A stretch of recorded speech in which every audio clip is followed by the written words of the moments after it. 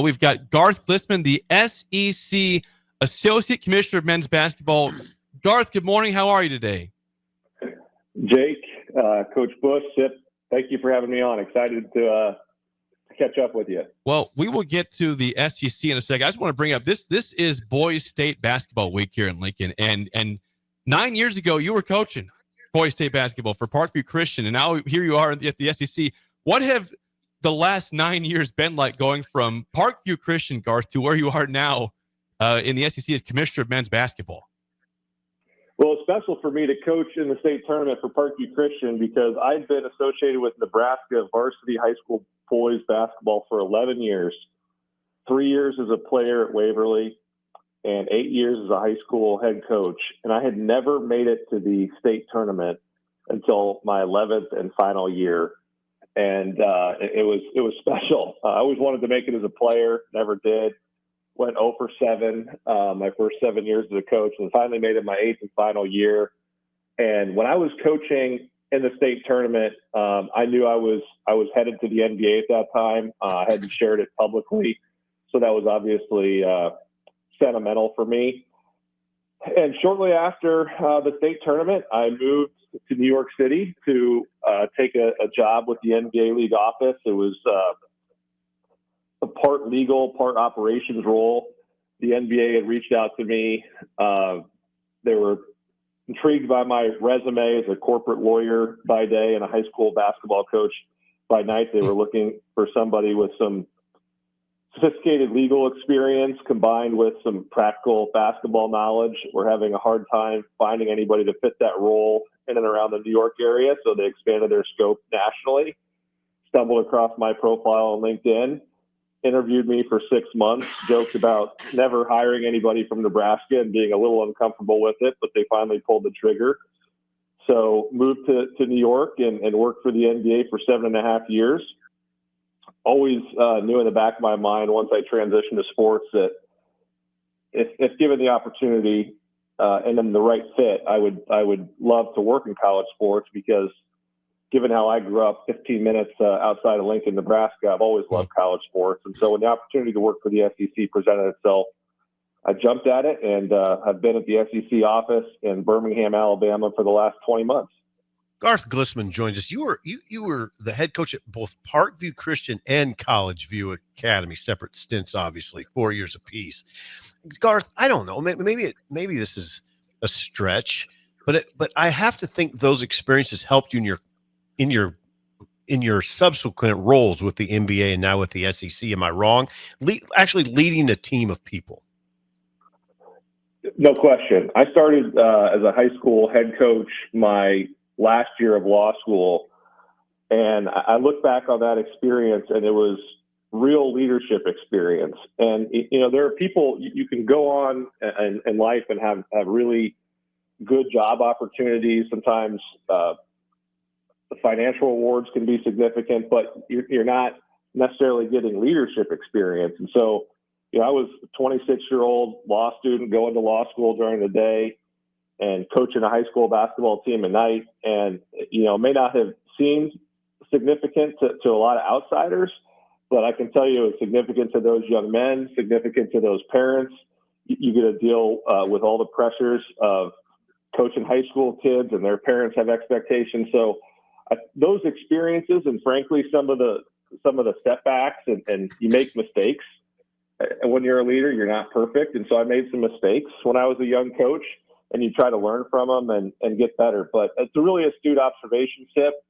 And no doubt about it, when I talk to young people who have ambitions to work at a high level in sports, I tell them not to be intoxicated by the level, but instead go chase opportunities to learn and grow. Okay. Nate Oates is a perfect example of that. Not to pivot too quickly to the SEC, but he was a high school coach 10 years ago. Oh wow! He was a high school coach, basically until he was 40, and he will tell you that his time as a high school coach was pivotal in helping him learn his style, learn how to lead. And so I'm a big believer that leadership experience at any level has tremendous value. And in the sports industry in particular, I see too often people young people are intoxicated by the level. They want to go work for some program or work in a certain conference, or they're adamant about working in the NBA, but they're not as focused on what the role actually consists of and how that can help them grow and develop. Garth, Bill Bush, how are we doing today? I'm doing well, Coach. For those listeners who don't know, you and I have some common Pender, Nebraska roots. You're a Pender High grad. I was hoping we could get to that right away, and so were the listeners. Well, I gotta call out Pender because Pender just won another state championship in girls basketball. So I know you and I are both proud of that. Absolutely, Titletown is rolling. Garth, this is like a potential movie. It really is. Waverly to coaching high school basketball while you're also finishing law school, and then having an opportunity to go from that to the NBA and then move to the SEC, which is now the most powerful basketball conference, obviously, at least this year. It's just incredible. So first of all, congratulations on everything that you've done, and obviously what a testament it is to just hard work and an unbelievable zest for pursuing a career. Congratulations. So cool, Garth. Well, that's very kind of you to say. And for me, the time that I spent in Nebraska prior to going to the NBA, being a small school, high school basketball coach and pivoting to the NBA, that's obviously not a transition that happens often. But I was kind of running my own race. During the day, I was, for lack of better words, I was a corporate lawyer. I represented sophisticated corporate clients. The attorney with whom I worked most frequently at my law firm is now a federal judge. So I got incredible training. I had really sophisticated clients. So during the day, I was developing this intellectual rigor. And then at night, I was coaching high school basketball. And in hindsight, those dual experiences have proven to be invaluable for me. And there were a lot of people that were, my own parents, when they found out that I was going to coach high school basketball my last year of law school, let alone continue when I was going to start work as a lawyer, that had, mixed feelings about whether that was a good idea or not. But I've always believed in the power of sport and what sport can do to impact young people, what sport can do to bring people together. And so for me, I was comfortable running my own race, and it's led to opportunities that I never could have envisioned at the time.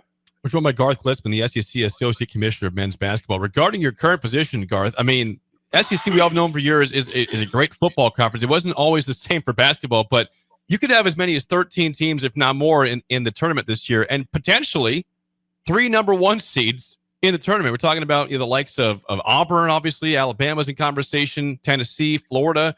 I mean, just go through this. How incredible has this specific year been as the commissioner for this amazing league, which has been the best we've maybe seen of all time?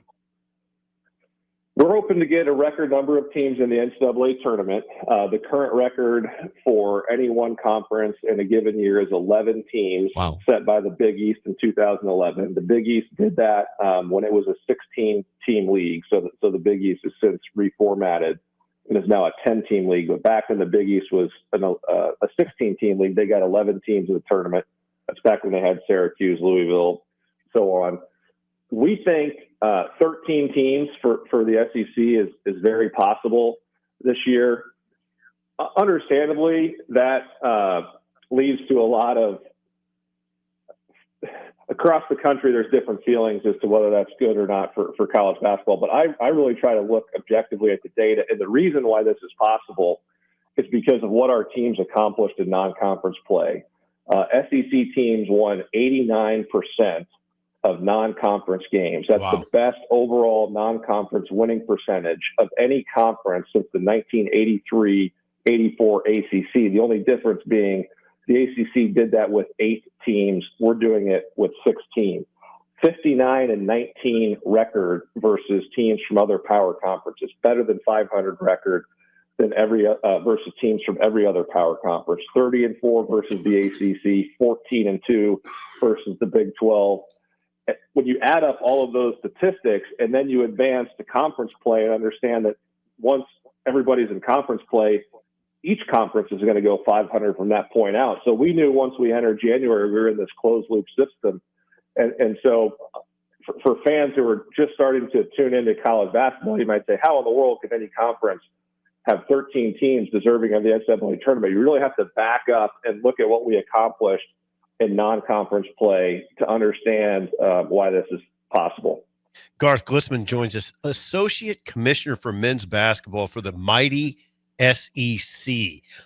Garth, you obviously are an astute observer of sport and basketball in particular. How did this happen? How did it happen, in your judgment, that the SEC became this powerful in the sport of basketball?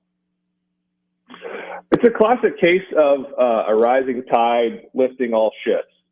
So at a very macro level, and Coach Bush, you can speak to this a little bit from your time at LSU, the southeastern part of the United States has been on fire in terms of economic growth, population growth. The southeastern part of the United States, from Texas to Florida, for the first time in recorded American history, now contributes more to gross domestic product than any other part of the country, including the Northeast. Historically, the Northeast, with New York, New Jersey, Pennsylvania, Massachusetts, outproduced every other region in the country. Well, now it's the southeastern part of the United States. Okay. That has led to tremendous enrollment growth. Okay. And that has all coincided with, of course, a lot of success in the last 20 years in football. So you combine all of the economic advantages associated with a part of the country that is just on fire in every respect, success in football. You had well-resourced institutions that decided to strategically deploy those resources to men's basketball. And that manifested itself primarily in elite head coaches. In our 16-team league, 6 of our 16 head coaches have previously led a team to the Final Four. That's better on a percentage basis than any other conference. And you look at some of the coaches in our league, we're talking about absolute alpha personalities, current and future Hall of Famers, guys like Bruce Pearl, just named SEC Coach of the Year, John Calipari, Rick Barnes, Nate Oates, Chris Beard, Porter Mosier, Buzz Williams. These guys are elite head coaches, but that doesn't happen. You're not able to, in any labor market, you're not able to attract and retain the top talent unless you have the financial resources to do so. So rising tide lifts all ships.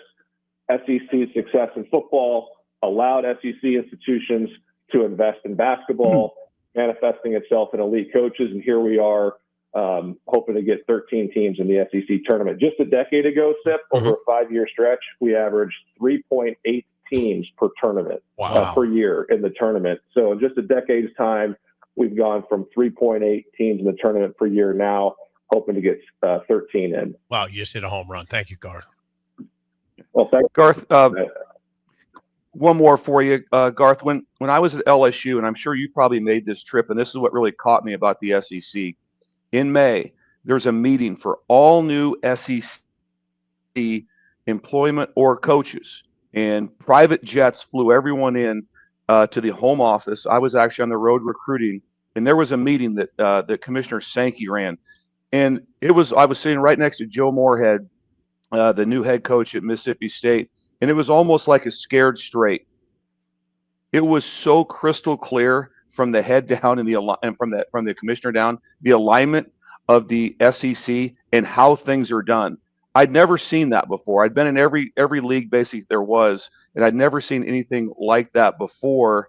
Can you comment on that? I imagine you were probably at that, just what it's like from top down and the total alignment by Commissioner Sankey. Commissioner Sankey is very methodical, but also decisive and strong when he needs to be. He's a truth teller. He tells, whether it's a university president, athletic director, head coaches, we try to create a culture of telling the truth. That can be difficult in college athletics, just given the celebrity and financial status of some of our high-profile head coaches. But, I talked about our basketball coaches being alpha as well. Greg Sankey's also a big-time alpha, and he's decisive and he's strong. And one of the unique features of the SEC, Coach Bush, and I think you can speak to this because you've coached in different conferences in different parts of the country, but we fight like cats and dogs down here, but it's like a family. It's like fighting with your brothers and sisters because people down here really care about the SEC as a whole. Of course, they want their own team and their own program to win, but if they can't win, they want somebody from the SEC to win. And there's a tremendous sense of camaraderie down here that's not like anything I've ever experienced in another conference in college or at the NBA. And that's one of the SEC separators. Garth, amazing stuff. We thank you for your time. We wish you luck in getting to that record of amount of teams in the tournament. And congrats on a great year in general. And we hope to chat with you again down the line. Thanks. And for those listeners of yours who are college basketball fans, tune in. We'll be in Nashville this week for the SEC tournament starting on Wednesday, runs through Sunday. Should be an epic week of SEC basketball celebrating a historic season. All right. We will be watching. Thanks, Garth. Great stuff. Garth Glissman.